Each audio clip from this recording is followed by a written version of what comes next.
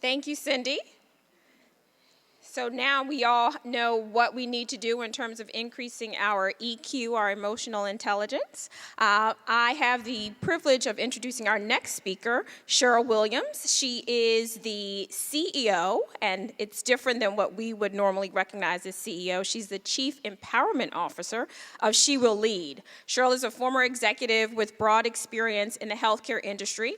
Over her 25-year-plus career, Sheryl has worked with or for Fortune 500 to 1,000 startup and high-growth companies, as well as nonprofit organizations. Her experience reflects the depth and breadth of leading diverse global teams, managing boards of external advisors, and diverse groups of internal and external stakeholders. Serving as CEO of her own company, She Will Lead, Sheryl works with leaders in nonprofit, public and private organizations. She currently holds a Master of Science in Organizational Dynamics from the University of Pennsylvania, an active member of the International Coaching Federation, and former board member of the Healthcare Business Women Association. Sheryl is committed to helping women and minorities grow in their quest to reach their goals and become better individuals and leaders. I had the privilege of seeing Sheryl present last year at the conference. So you all are certainly in for a very engaging session, and we welcome Sheryl Williams.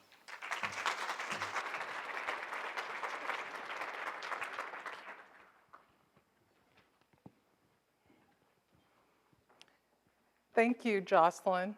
While my name is Sheryl, I'd like to be Carla. So how's everyone doing out there? Great. So this morning, I got a little surprise. I come in and I see women that I have worked with on not-for-profit boards over the years. And I can't tell you how much that warmed my heart for them to take their time to join us here today. These women actually exemplify leadership presence and have very strong emotional intelligence. So I am just really pleased that you came out. So how many of you were here last year? Raise your hand if you were here last year. Wow. Thank you so much for joining us again. You can see that I'm trying to get my slide presentation up.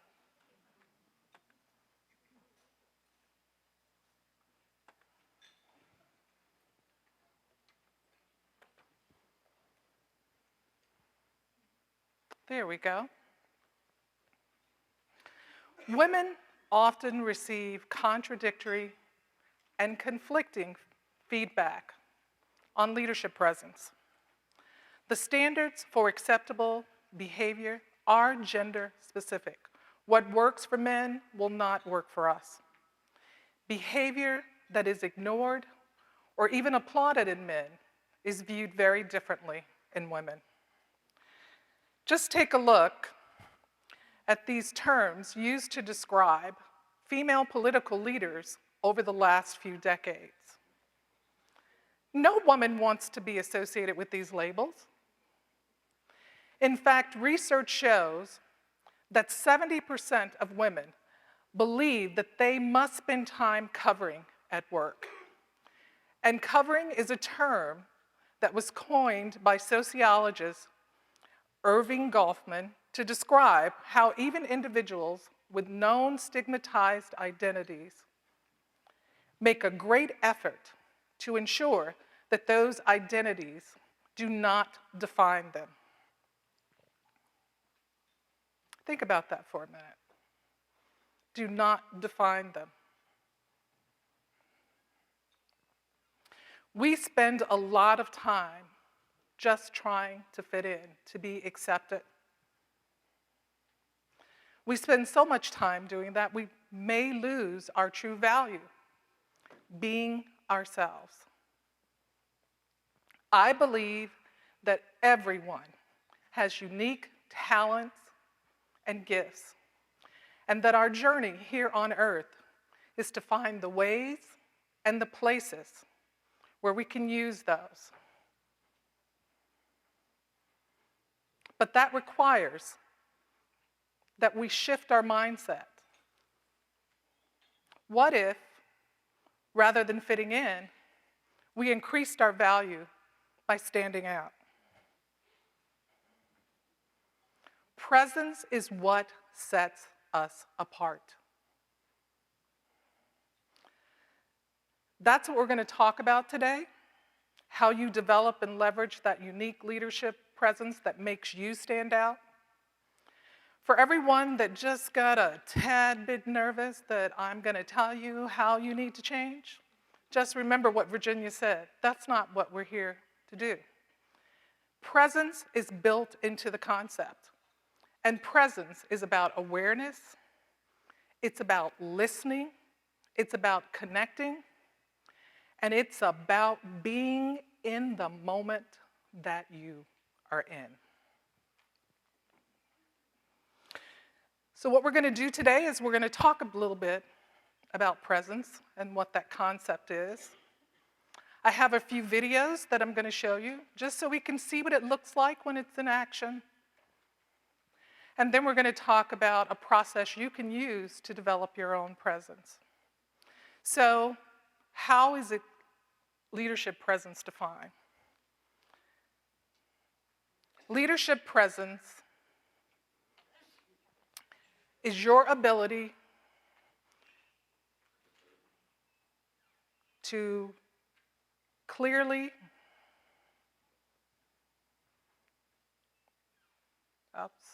I just had a brain freeze.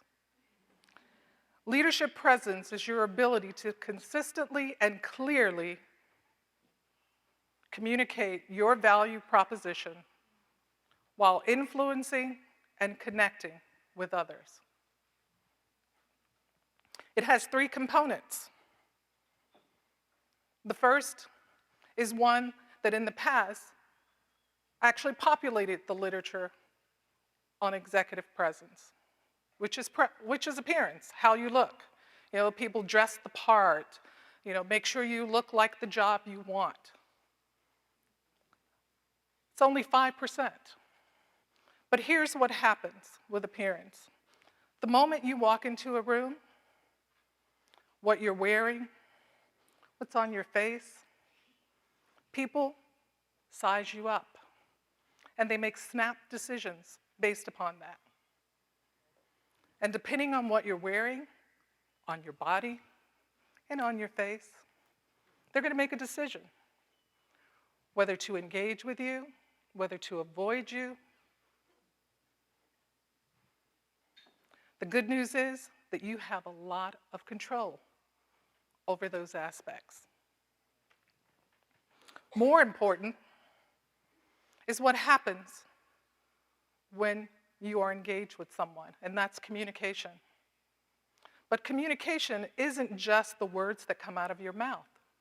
Communication is both physical, the visual part, and the words that you use, but also tone of voice. So what percentage do you think are the words? Anybody, throw a number out. Pretty good, 7. Only 7% of communication is the actual words you use. But we spend a lot of time working on the actual words we use.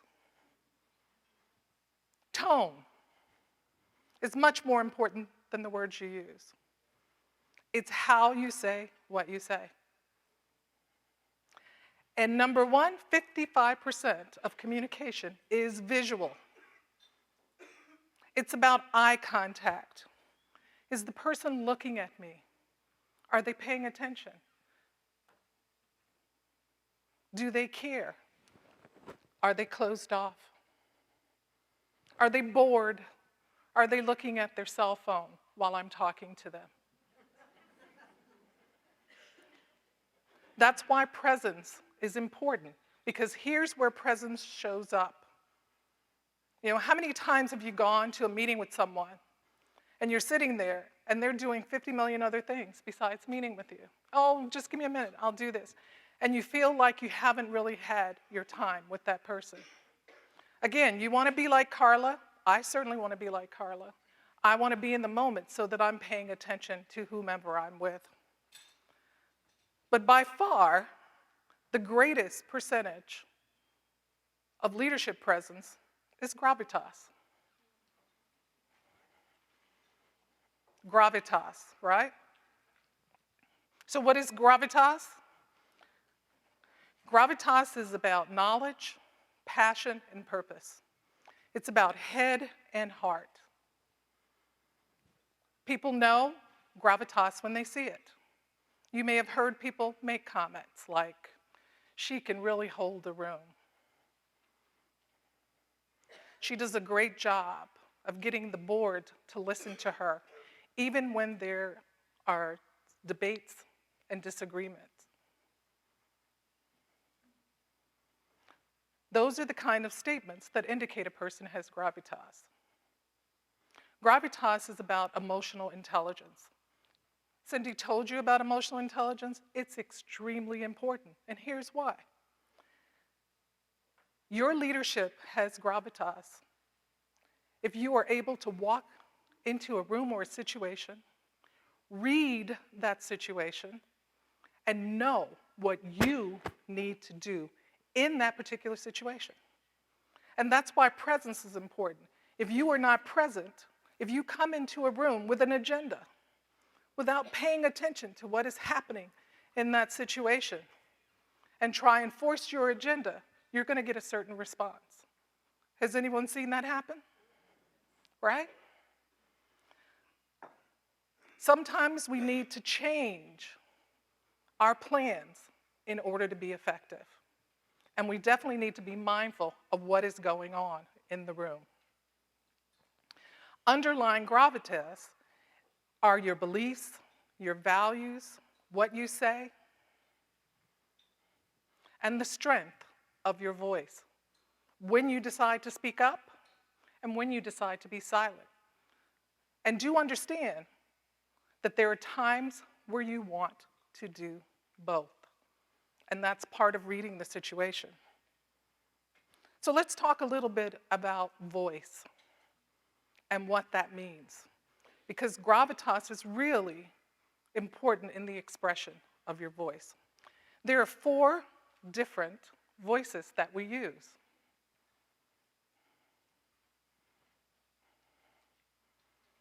The first is driving voice. We've all heard driving voice. What's the pronoun for driving? I. I know what needs to be done here. I have the answers. I know how. Driving voice is very high on self, right? Voice for self. It's all about the individual. It's all about me. But it's very low on connecting.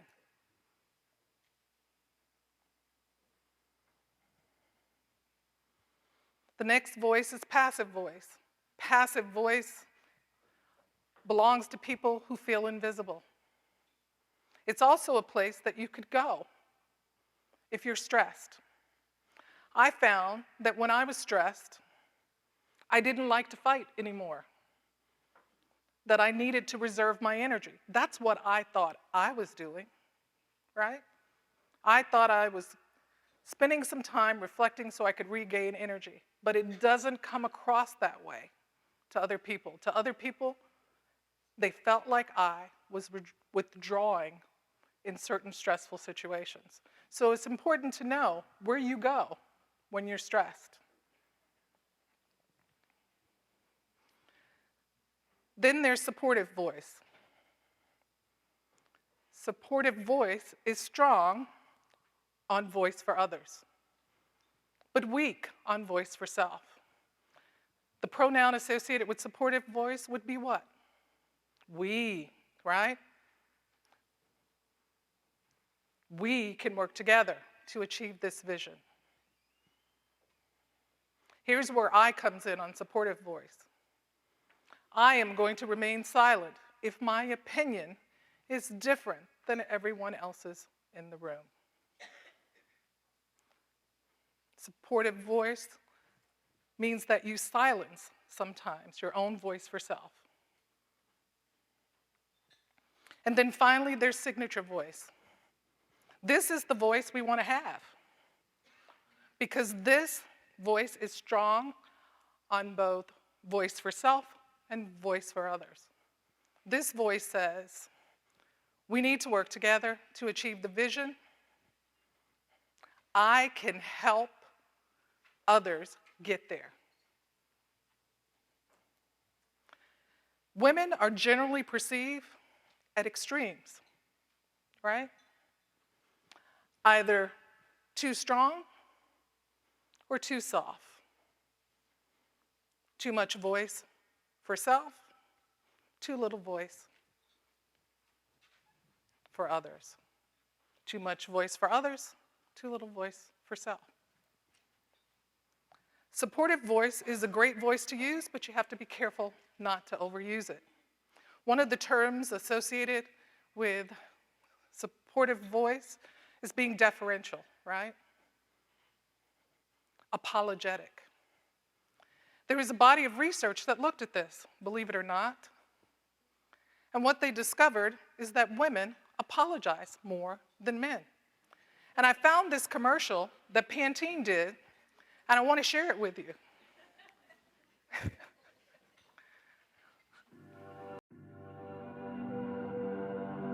Prototype that we've built is... Sorry, can I ask a stupid question? Sorry, do you have a minute? Sorry. Yeah. Sorry. There he is! Mind if I squeeze in here? Sorry. Sorry.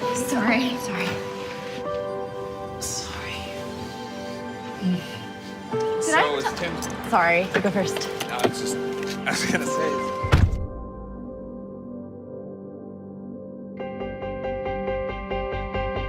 Type that we've built is... I have a question. Why don't we go back to the original thing that we did? Morning. You got a minute? Sorry, not sorry. Sorry, not sorry.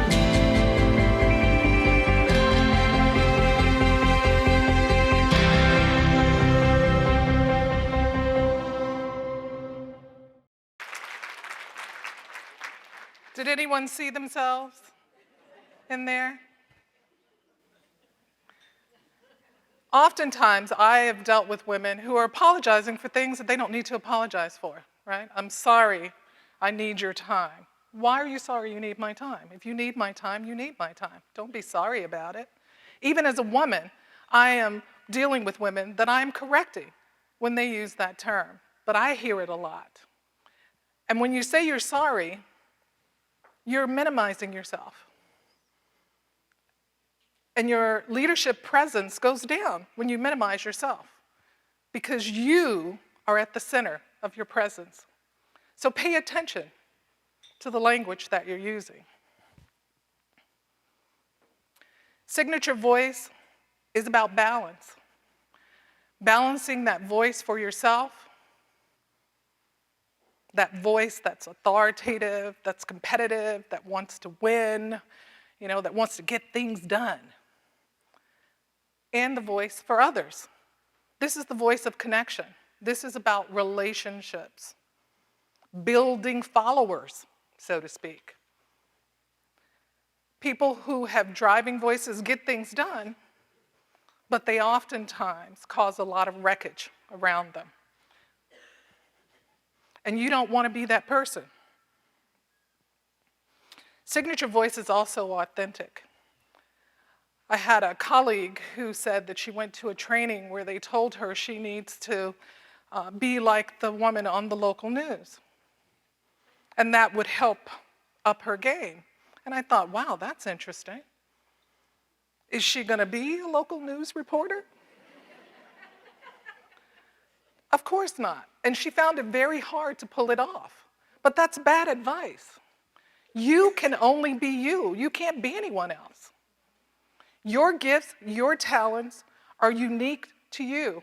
And rather than comparing yourself or trying to be like someone else, you really want to be the best you, right? The best example of you all the time.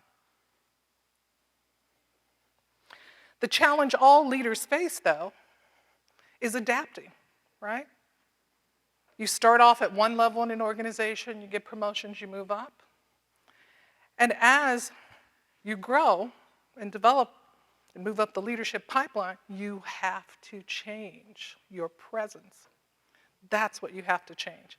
And what I mean by that is the things that worked well for you at one point, like for example, you were part of a group of peers. You got a promotion and you're now the boss. Do you think that same voice is going to make you effective as the voice you used here? Not likely. That doesn't mean you're changing yourself. It means you are adapting to the situation you find yourself in. Once someone promotes you, they may expect to hear more of your self-expression rather than the expression of the group. But you have to be mindful of all the relationships. You've got people underneath you that you're trying to make sure that they're all aligned around the vision. You've got peers beside you. And then we usually have someone on top of us, whether it's a board of directors or an executive director. All of those relationships may require different things from you. It doesn't mean that you stop becoming you. You just think very carefully about what it's going to take to connect in all of those relationships.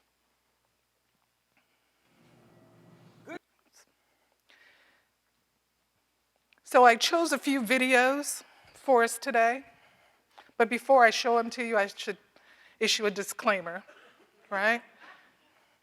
I chose these not for what these women are talking about. I have no feeling one way or the other about the topics that they're talking about. I chose them because A, they were available to be downloaded. That was number one. And B, each of these women are exhibiting leadership presence. And I want you to see what it looks like. I want you to see what gravitas looks like. I want you to see that there are multiple ways in which you can show it, that there is no one way. So what we're going to do is take a look at the videos. At the end, we'll discuss them. So I want you to write some things down. You have some paper there in front of you. I want you to tell me what you see. What are you observing in these women? How are they standing out? What are they doing? What's the situation that they're in? And how are they stepping up to it? The first video we're going to see is of a leader that I had the opportunity to see present at the Pennsylvania Conference for Women in 2013. Her name is Linda Clyott Wayman, and she is the principal of Strawberry Mansion High School in North Philadelphia. I was very impressed with her leadership presence. And although this video is not of her actual speech, which I gotta tell you, brought the room to their feet, you can still see some aspects of leadership presence in this video. Good morning. Good morning, good morning, good morning, good morning, good morning, and good morning again. Staff and students, Strawberry Mansion High School. Good morning. What is Strawberry Mansion to me? Wow. I think Strawberry Mansion, for me, it's a beacon of hope.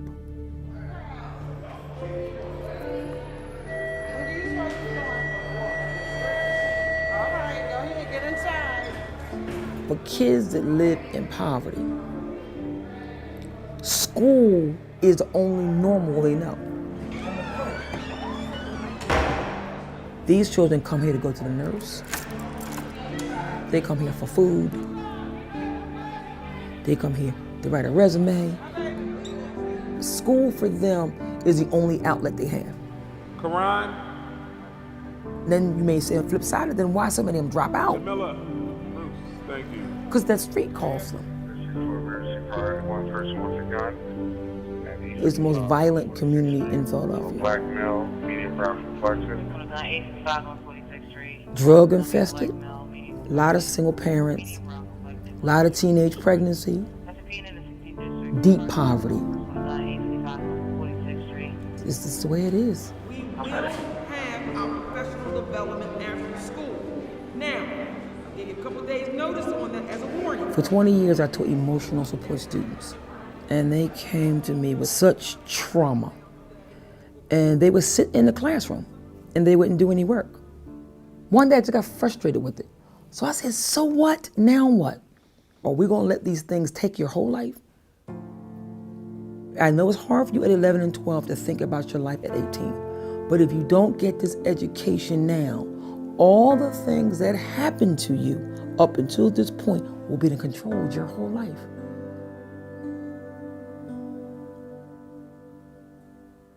We can't let that happen. So every time you get frustrated, every time you feel as though you're going to give up, you don't give up on school.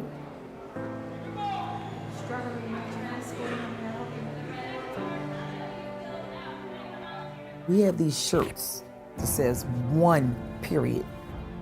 Got another one, meaning we got another one out of here. Our goal is to get as many kids out of poverty as we can. So it's not just about algebra and biology and English. It's about who else can I go to help me navigate growing up. This is where they go.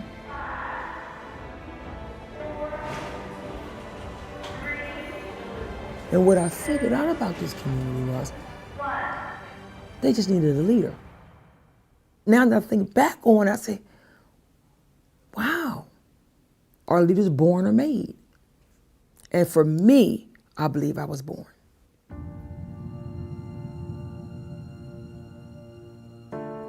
This community is very dear to me, and I understand their story. Their story is my story. You look great this morning, young people. I love to see you smiling. I love to see you happy. I want you to be happy today, tomorrow, and forever. And remember, young people, if nobody didn't tell you they loved you today, you remember I do, and I always will.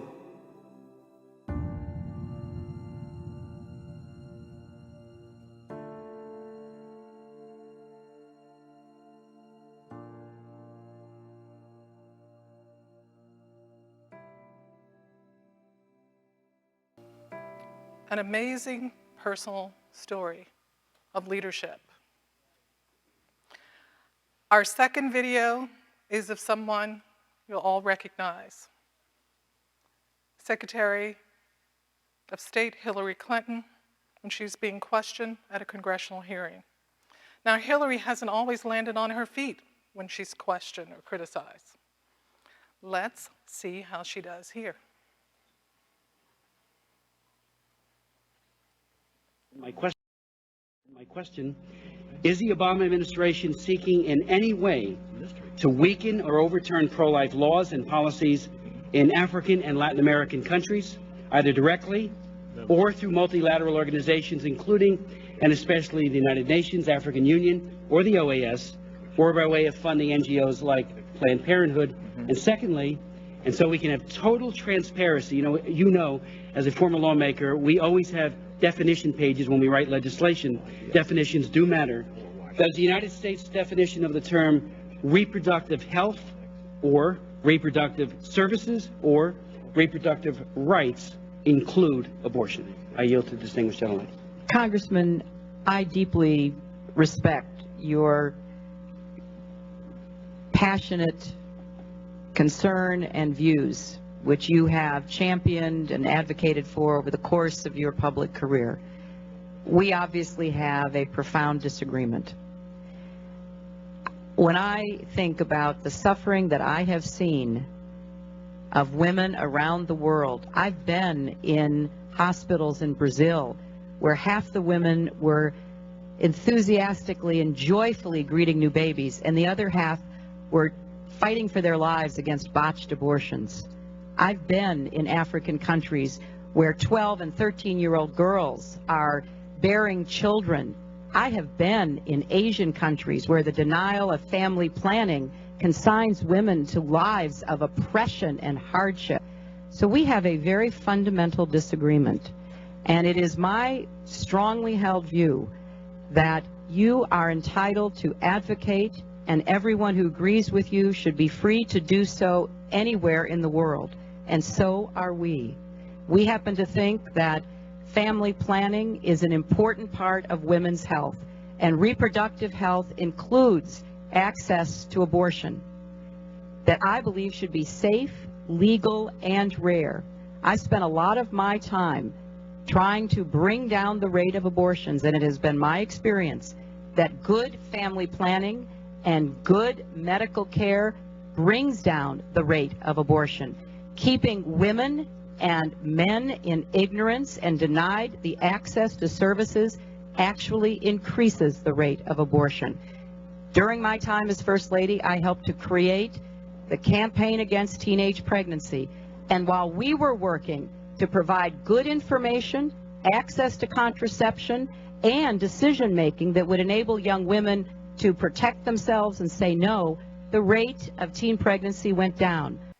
I'm going to stop her there. I think that's enough. We're going to, in the interest of time, we're going to move on to the third example because it actually shows a woman sitting in the hot seat, being questioned by someone. So this next video is of Senator Kirsten Gillibrand being interviewed regarding her efforts to change how the military handles sexual assault cases. Report. Congressman Michael Turner of Ohio, he's the co-chair of the Sexual Assault Prevention Caucus. He had this to say about you and the legislation you're pushing. She seriously misrepresents the circumstances of the Defense Department because she ignores the legislation that was passed. I think at this point, it's certainly not an issue of sexual assault. It's just an issue of the senator wanting to promote her solution that has already lost. I think she's getting a whole lot of attention for a debate that's over. What do you say to that? Well, he's wrong. I think the reforms in the underlying bill are good. They're all good, well-meaning reforms that will help. But all of them accrue to a victim who has come forward and reported.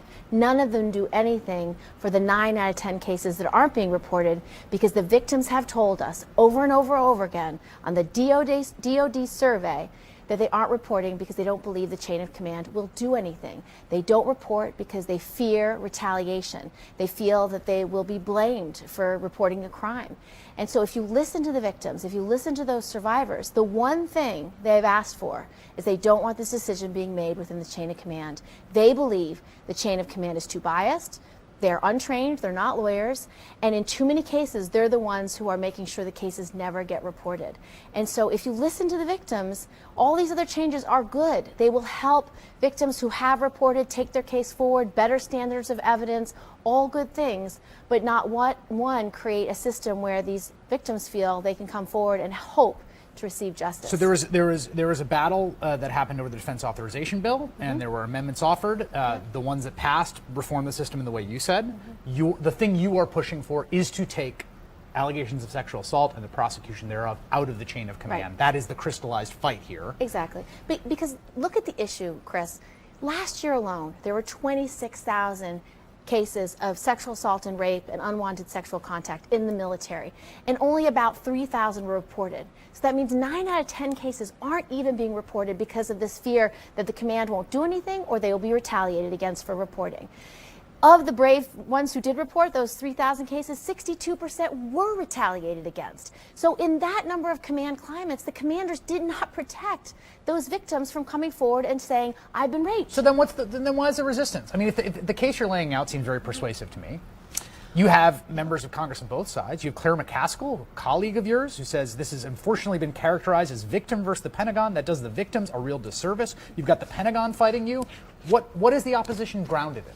Well, you'll hear the Department of Defense say you can't possibly do this because it will undermine good order and discipline.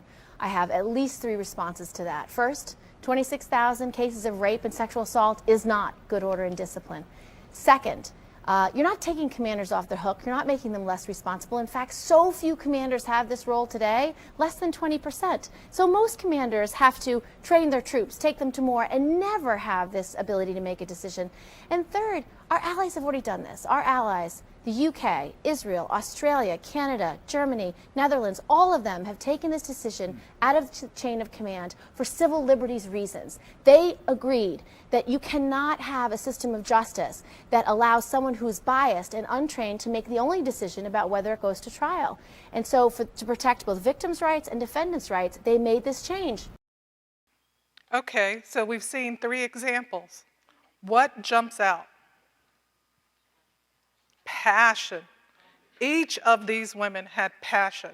But before they had passion, they had something very critical to gravitas. That's right, knowledge. They had substance. So let's take a look at the individual examples where there was interaction, right? I like this example of Christian in this questioning. What did she do effectively?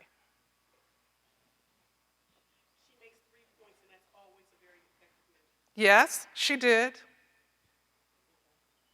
What happened to her body language in the interview? Anybody pay attention to that? She moved, she leaned in. Who said that? She moved towards him, but she also became what? Right, more animated during the discussion. And did you notice what the reporter did when she got to a certain point? Right. That's why I like this piece. No matter what he said, and remember, he was baiting her. He used criticism of her to try and get her off her game, but she refused to allow him to do that. She stuck to her game plan, and she did so very effectively. She acknowledged the facts. What else did she and Hillary do similarly at the beginning of their response? Exactly. They respected the people in the room, their opinions, right? Because that's really what assertiveness is. So when you think of assertiveness, it's really about expressing your own opinion while respecting the opinion of others. And they both did that very effectively. They didn't tear anyone down because they didn't need to. They were there to make sure that their voice was heard. So what do you do to make sure that your voice is heard? How do you ramp that up? We saw 3 different examples here. Each of these women were very different in different situations. They showed passion and purpose. Everyone here is already exhibiting leadership presence. The question is it the presence you want to exhibit? Are you exhibiting your authentic and best self? So I've come up with a 4-part process to help you get there. Reflect and gather data. Cindy did a great job of talking about assessment instruments that can help you learn about yourself. You must know who you are at your core to project presence. You have to know what your values and beliefs are. Beliefs that served you well in previous roles, positions, may not serve you well in your current position. Get some assessment, whether it's the emotional intelligence or Myers-Briggs, or there are any number of assessments that are out there that you can do. And they'll give you a piece of the puzzle, but it won't be enough. You need to seek feedback because others are perceiving your behavior and making decisions based on what they see. And the only way you're going to know whether or not your intent is being realized is based on how others respond to you. Now, there is a tool that Marshall Goldsmith developed that requires nothing except for a few questions. If you don't want to go to the past, which is why some people don't like feedback, you can feed forward. And what feed forward does is you formulate a number of questions and you go to people that you have relationships with that are important to your ability to get your job done, and you ask them those questions. You say, what am I doing really well, and what do you value in our relationship? And ask them to tell you. If there is one thing that I could do to improve our relationship, what would that be? The reason Feed Forward feels better is because it's focused on the positive and not on the negative. Every executive I've done a 360 with, I've seen people have outstanding 360s, and I mean outstanding. They will filter through the data, and they will find the one thing that someone said, and they will focus on it. You are not here to be everything to everyone. You have to determine what relationships are important to you and focus on developing those relationships. So you need to get yourself some data in order to do that. Because without the data, you can't plan and strategize. Without the data, you're kind of shooting in the dark, right? You go up to someone and they have a particular response and you go, ooh, what was that about? You go up to someone else, they have a particular response, and it's different and you've done the same thing and you can't figure out what's going on. You need data. It's also important to reflect. No matter how many years I've been working, I never really sat down and thought about my values or my beliefs, because why would I, right? Of course I know them, but it wasn't until I reached a point in my career where I was feeling a certain way, right? Where my feelings were signaling to me that something was wrong, that I was out of sync. At that point, I started to reflect, and I realized that I needed to make a change in my life, not just in my work, but in my life. And that led me on the journey that I'm currently on. And I am extremely grateful for taking that pause to reflect. Now at the end, I'm going to give you an exercise to take away with you that'll start that reflection around values and belief. Once you have a plan, what do I need to work on? Where am I now? What's that gap? What do I want to be? What kind of leader do you want to be? How do you want people to describe you? What words do you want them to use? What labels do you want them to attach to you? You have to know what those are in order to come up with a plan. Where are you being effective? Where are you having challenges?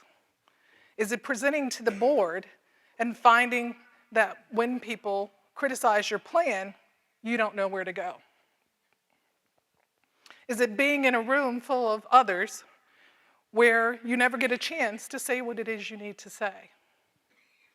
What's your challenge? Because your challenge determines what your opportunity is. And then you need to experiment. In coaching, that's what coaching's all about, experiments. Here's where I am. Here's where I want to be. Here are some tools, steps I could take to get there. Let me try them out. You try them. They may not work. You try something else. Or you tweak, right? But it's in the doing that you're going to learn. Now, this is the part where you have to have a lot of resilience, because growing is painful, right? It just is. And you might want to abandon your plan. But I would tell you, if you start to feel uncomfortable, it might be a sign that it's working. And the best way to tell if something is working is to get feedback. If other people come to you and say, I've noticed, right? And even though it took you outside of your comfort zone and it's hard, that will reinforce your ability to remain focused on doing it. And once you get some time and experience with it, it'll become just like everything is today, old hat. It'll become a habit. And that's what we're working on, developing the habits that serve us We're going to be focused on the positive and not on the negative. Like any plan, any athlete will tell you any good plan, right? If I want to improve my performance, I develop a plan, I do it, I get some feedback, and then I improve, right? And that's really what you want to do.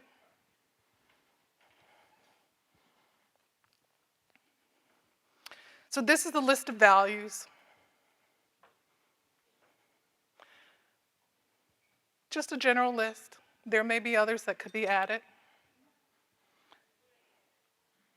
And if I were to ask you to take away as a homework assignment for yourself, to think about a time in your life where you were inspired, where you felt extremely positive and motivated, and what values were associated with that experience? What was going on? The reason you want to pay attention to values and beliefs is because they show up. They show up in your presence. When you're out of alignment with your values, you don't feel very good. When you're in alignment with your values, you feel awesome. You know, they call that being in the zone, where everything is aligned. Your mission, your purpose, your passion, and your values. And that's what you're seeking to do here, is to create that alignment. The good news is if you want to work on a plan, well, guess what? The folks at the Montgomery County Foundation have decided that they are going to create a venue for you to do that. If you look in your packet, you'll see some workshops are already scheduled for those of you who want to create that individualized plan. And individualized it is. What works for one person will not work for you.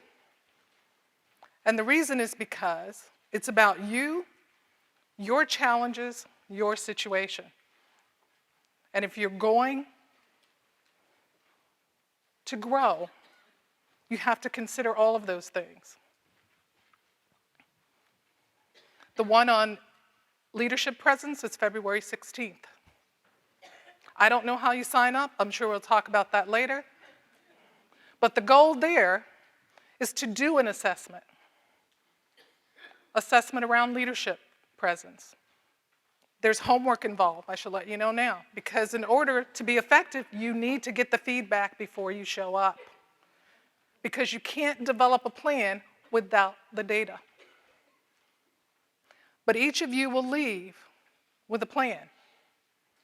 And if you've gone to Cindy and done your emotional intelligence, then that'll be some data that you can bring forward. Leadership presence is as unique as fingerprint. Some people are gregarious and have a lot of charisma, and can take over a room. Others are quiet, reflective, they listen, they speak up at the right time. Your presence is unique to you. There is no one size fits all. So I can't give you something today that's going to change how you see yourself.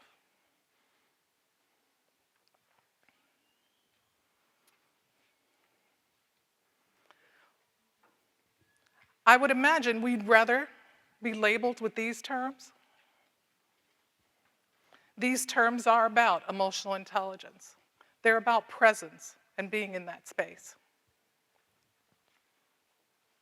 What was her name again, Carol? Carla, right? We all want to be Carla.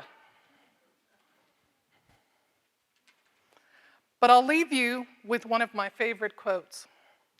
I like this quote because it reminds me that my voice matters. And I want to remind all of you, don't fit in. Stand out. Thank you.